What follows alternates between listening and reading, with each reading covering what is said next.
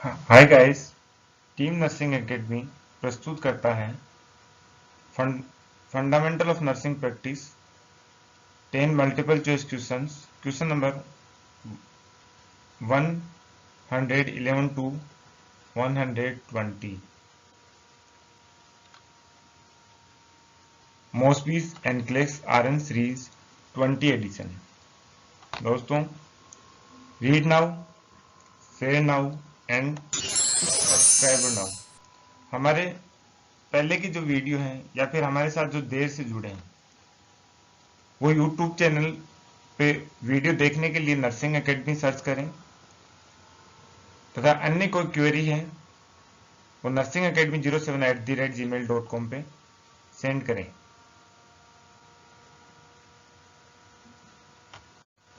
Question number 111।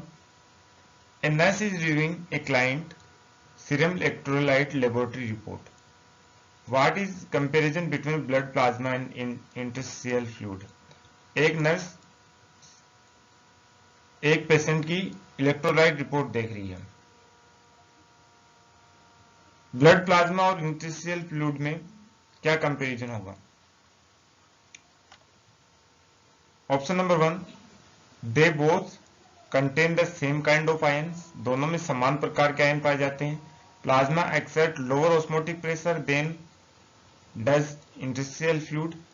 Plasma में interstitial fluid के तुलना में लोअर ऑस्मोटिक प्रेशर होता है। Plasma contain more of each kind of ion than does interstitial fluid. Plasma के अंदर इंटरस्टिशियल फ्लूइड की तुलना में अधिक आयन पाए जाते हैं।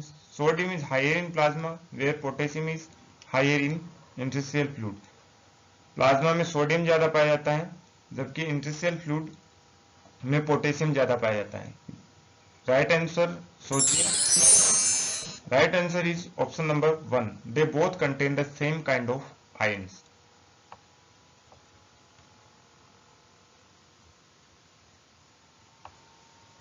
Rational plasma and interstitial fluid are both part of extracellular fluid.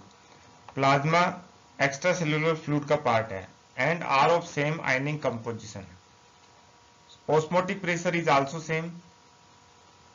Main cation of both extracellular fluid मतलब is sodium. Next question 112। A nurse explained to an OPS patient that the rapid weight loss during the first week after initiating a diet is because of fluid loss. The rate of extracellular body fluid is approximately 20% of total body weight of an average individual. Which component of extracellular fluid contribute to the greatest proportion of this amount? एक OPS patient है जिसमें rapid weight loss के दौरान first week के अंदर जो diet शुरू किया है उसे फ्लूइड लॉस हुआ है। The wet cellular fluid body जो extracellular fluid body loss हुआ है approximately 20% of total body weight का है। Which component of extracellular fluid contribute the greatest proportion of this amount? सबसे ज्यादा मात्रा में एक्स्ट्रा सेलुलर फ्लूइड में, सीधा सा क्वेश्चन है, ECF में कौन सा कंटेंट सबसे ज्यादा मात्रा में पाया जाता है? Guess the right answer. Plasma, interstitial fluid, dense tissue या बॉडी सीक्रेशंस। मतलब उसके अंदर कौन सा पार्ट कम हुआ है? ECF या फिर हम कह सकते हैं कि इंट्रासेलुलर फ्लूइड। हम लास्ट वाले क्वेश्चन में पढ़ा था कि इंटरस्टिशियल फ्लूइड और plasma is the extracellular part. Yes the right answer. Right answer is option number 2, interstitial fluid. Rationale interstitial fluid constitute about 60% of body weight. Interstitial fluid कितना होता है? बॉडी वेट का 16%, याद रख लेना, बॉडी वेट का 16%, which is 10 to 12 litre in an adult of 68 kg। Normal adult का wait हम एवरेज 65 kg मानते हैं। प्लाज्मा कितना परसेंट होता है? 4% बॉडी वेट का। Dense tissue is the part of intercellular component. Body secretion are derived from extracellular fluid and are calculated as a part of 20% of total body weight. Body secretion total body weight का 20%, secret होता है। Next question number 113। A nurse assess a client's serum electrolyte level in the laboratory report. What electrolyte is intracellular fluid should the nurse consider most important? एक nurse patient की laboratory report का assess कर रही है उसके electrolyte level का। Which electrolyte is intracellular fluid should the nurse consider most important? Intracellular fluid का कौन सा इलेक्ट्रोलाइट मोस्ट इंपोर्टेंट कंसिडर किया जाना चाहिए? मैं ऑलरेडी जो वीडियो वो अपलोड हुए उनमें बता चुका हूं कि जिन क्वेश्चन में 3 स्टार लगा हुआ है येलो कलर में, दैट आर या तो वो एग्जाम में ऑलरेडी आ चुके हैं, उनके आने की संभावनाएं ज्यादा है। Option number 1 sodium, option number 2 calcium, option number chloride, option number 4 potassium.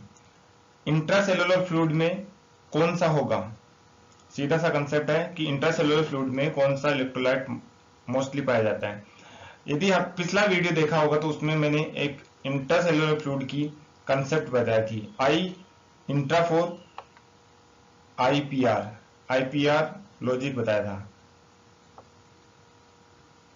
और एक्स्ट्रा सेलुलर फ्लूइड के लिए होता है ESR। Guess the right answer. Right answer is option number 4 intracellular fluid. Correct answer potassium. याद रखने के लिए क्या लॉजिक दिया था मैंने? I4P आईपीआर मेंटेन रखने हमें।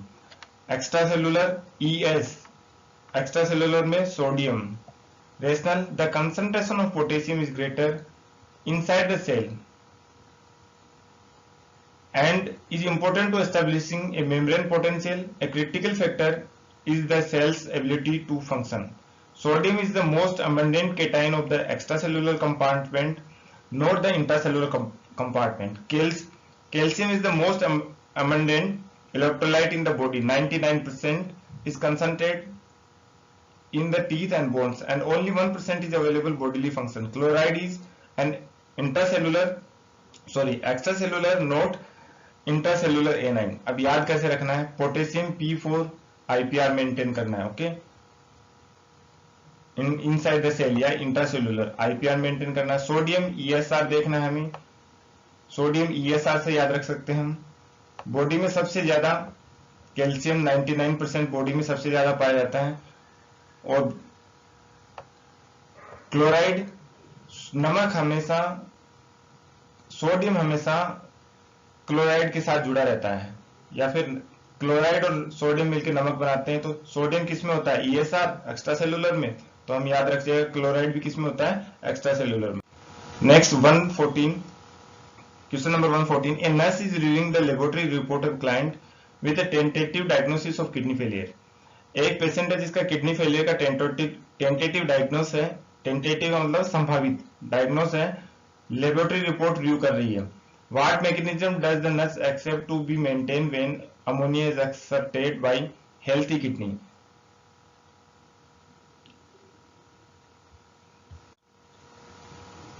What mechanism does the nurse expect मतलब जो अमोनिया निकल रहा है वो कौन सी मैकेनिज्म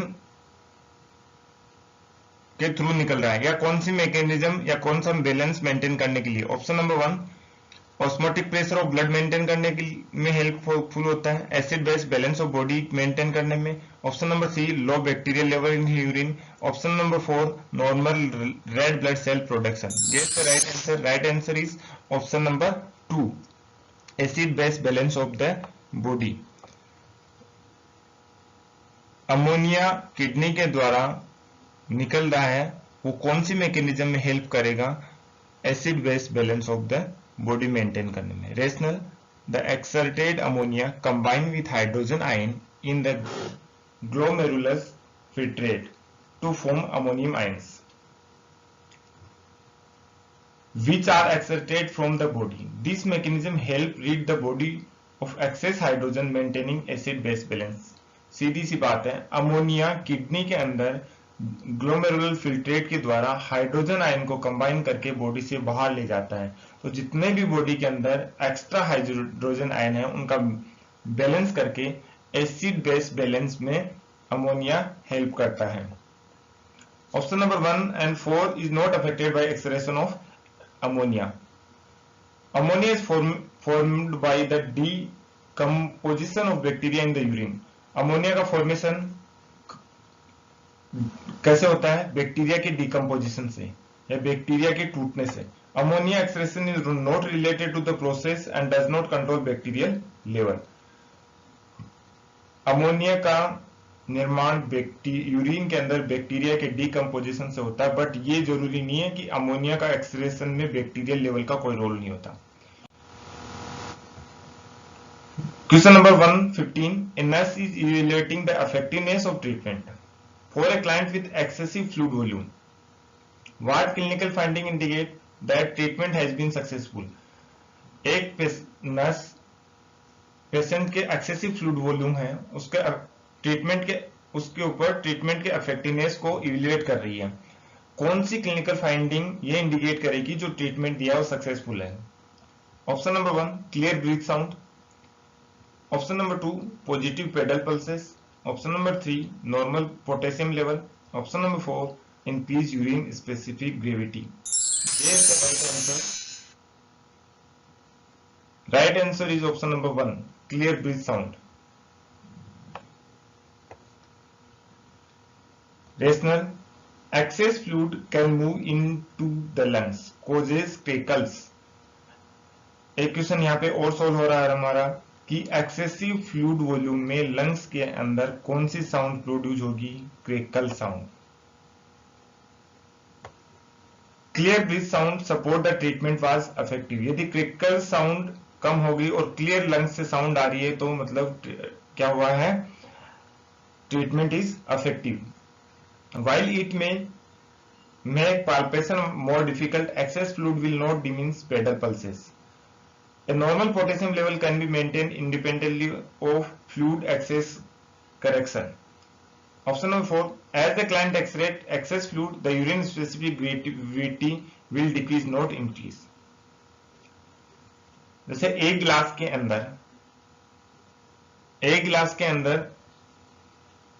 100 ml वाटर लिया हमने, उसके अंदर ग्रेविटी क्या है? नॉर्मल है.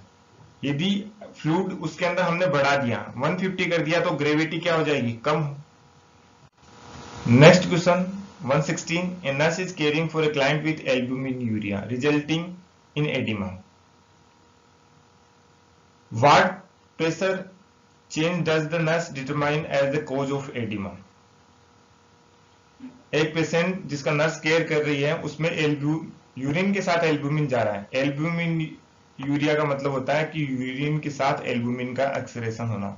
उसके कारण क्या हो गया? एडिमा. एडिमा का what pressure change does the nurse determine as the cause of oedema? Oedema का कारण क्या है? Option number 1 decrease in tissue hydrostatic pressure. Hydrostatic pressure decrease होने के कारण. Increase in plasma hydrostatic pressure. Plasma hydrostatic pressure बढ़ने के कारण. Increase in tissue colloid osmotic pressure. Colloid osmotic pressure increase होने के कारण. Option number 4 decrease in plasma colloid oncotic pressure. Plasma colloid oncotic pressure कम होने के कारण. एल्बुमिन हमेशा कौन सा प्रेशर मेंटेन करता है? यहाँ पे इस क्वेश्चन में हमें एल्बुमिन के फंक्शन का पता होना चाहिए. Get the right answer. Right answer is option number 4 decrease in plasma colloid oncotic pressure. Albumin का क्या काम है? प्लाज्मा का कोलॉइड ऑन्कोटिक प्रेशर मेंटेन करना. एल्बुमिन कम हो गया तो प्रेशर कौन सा कम हो गया? कोलॉइड ऑन्कोटिक प्रेशर, जिसके कारण क्या होगा? Oedema. Rationale. Because the plasma colloidal oncotic pressure is the major force driving fluid from the interstitial space back in to the capillaries. A drop in colloid oncotic pressure caused by albuminuria result in edema. सीधी सी बात है, albumin का function है plasma colloid oncotic pressure maintain करना. Albumin कम हुआ तो colloid oncotic pressure is also decreases. Hydrostatic pressure tissue pressure is unaffected bye alteration of protein level. Colloidal pressure is affected. Hydrostatic pressure is influenced by the volume of fluid and the diameter of the blood vessels, not directly by the presence of albumin. The osmotic pressure of tissues wall is unchanged. Protein का काम है plasma colloidal oncotic pressure maintain करना। Next question 117, a nurse is reviewing the health care providers orders for a client who was admitted with dehydration as a result of prolonged watery diarrhoea. एक patient जो कि जिसको watery diarrhoea उसके कारण क्या हो गया, डिहाइड्रेशन हो गया, तो एक नर्स हेल्थ केयर प्रोवाइडर के ऑर्डर को रिव्यू कर रही है। Which order should the nurse question, कौन सा ऑर्डर नर्स क्वेश्चन कर सकती है, मतलब ऑर्डर है डाउटफुल है या फिर गलत हो सकता है। Option number 1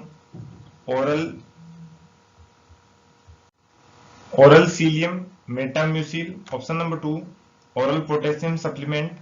option number 3 parenteral half normal saline. Option number 4 parenteral albumin. Guess the right answer. Dehydration हो गया, कौन सा ऑर्डर क्वेश्चन या मतलब डाउटफुल है चारों में से। Right answer is option number 4 parenteral albumin. Answer right है बट काम गलत है, पेरेंटल एल्बुमिन नहीं देंगे इस कंडीशन में। डी है rational albumin is a hypertonic and will draw additional fluid from the tissues into the intravascular space। एक क्वेश्चन ये बनता है यहाँ पे कि हाइपरटोनिक सॉल्यूशन, एल्बुमिन किस प्रकार का सॉल्यूशन है, hypertonic solution. Oral xylem cilium क्या है, इसबगोल, सीलियम कुछ भी नहीं है, इसबगोल को सीलियम बोलते हैं। Will absorb the watery diarrhoea giving more bulk into the stool.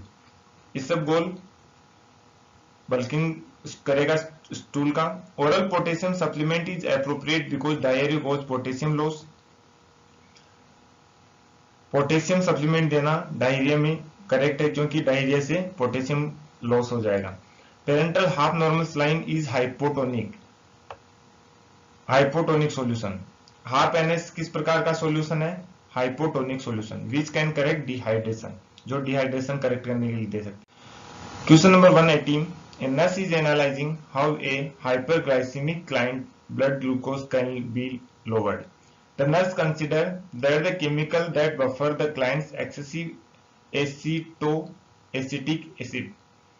एक पेशेंट जो हाइपरग्लाइसेमिक क्लाइंट है जिसमें ब्लड ग्लूकोज लेवल ज्यादा है, blood glucose can be lowered, analysis कर रही है।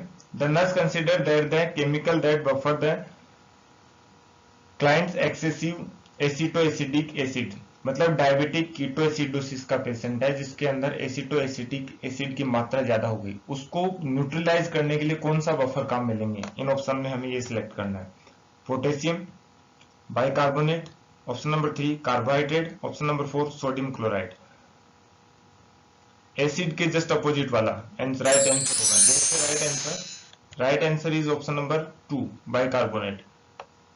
पीएच को मेंटेन कौन करेगा, एसिड को न्यूट्रलाइज करने का काम बाइकार्बोनेट करता है, रेशनल है। Sodium bicarbonate is a base and one of the major buffer in the body. Body का सबसे मेन बफर कौन सा है, सोडियम बाइकार्बोनेट, लगभग 70% के बराबर होता है। Potassium a cation is not a buffer, only a base can buffer an acid.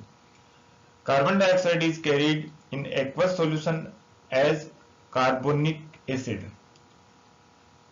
An acid does not buffer another acid।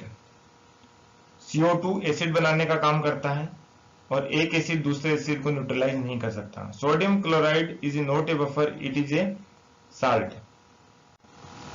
Question number 119, for what clinical indicator should a nurse assess a client who is having gastric लवाज।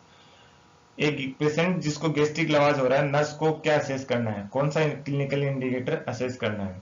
Decrease serum pH, option number 2 increase serum oxygen level, option number 3 increase serum bicarbonate level, option number 4 decrease serum osmotic pressure. Guess the right answer. Right answer is option number 3 increase serum bicarbonate level. सीधी सी बात है, gastric lavage, gastric लवाज का मतलब होता है जो gastric या स्टोमक के अंदर जो मटेरियल है उसको बाहर निकालना, it is called as gastric लवाज।